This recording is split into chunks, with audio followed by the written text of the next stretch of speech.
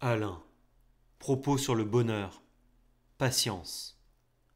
Quand je vais prendre le train, j'entends toujours des gens qui disent « Vous n'arrivez qu'à telle heure ?» Comme ce voyage est long et ennuyeux. Le mal est qu'ils le croient. Et c'est là que notre stoïcien aurait 10 fois raison quand il dit « Supprime le jugement, tu supprimes le mal ». Si l'on regardait les choses autrement, on serait conduit à considérer un voyage en chemin de fer comme un des plaisirs les plus vifs. Si l'on ouvrait quelques panoramas où l'on verrait les couleurs du ciel et de la terre et la fuite des choses comme sur une grande roue, dont le centre serait au fond de l'horizon, si l'on donnait un tel spectacle, tout le monde voudrait l'avoir vu.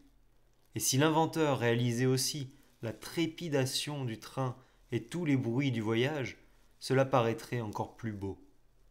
Or, toutes ces merveilles, dès que vous montez en chemin de fer, vous les avez gratis. Oui, gratis, car vous payez pour être transporté, non pour voir des vallées, des fleuves et des montagnes. La vie est pleine de ces plaisirs vifs, qui ne coûtent rien, et dont on ne jouit pas assez. Il faudrait des écriteaux dans toutes les langues et un peu partout pour dire « Ouvrez les yeux, prenez du plaisir ». À quoi vous répondez « Je suis un voyageur, non spectateur.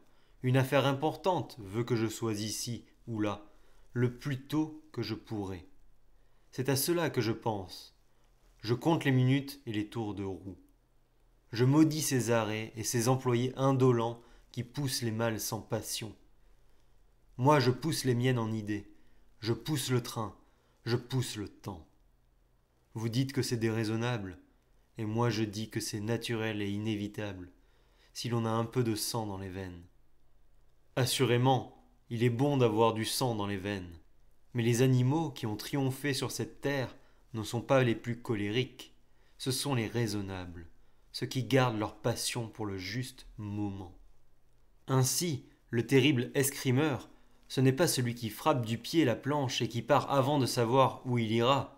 C'est ce flegmatique qui attend que le passage soit ouvert et qui y passe soudain comme une hirondelle. De même, vous qui apprenez à agir, ne poussez pas votre wagon, puisqu'il marche sans vous.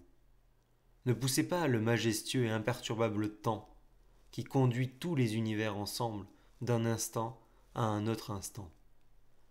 Les choses n'attendent qu'un regard pour vous prendre et vous porter. Il faudrait apprendre à être bon et ami pour soi-même. 11 décembre 1910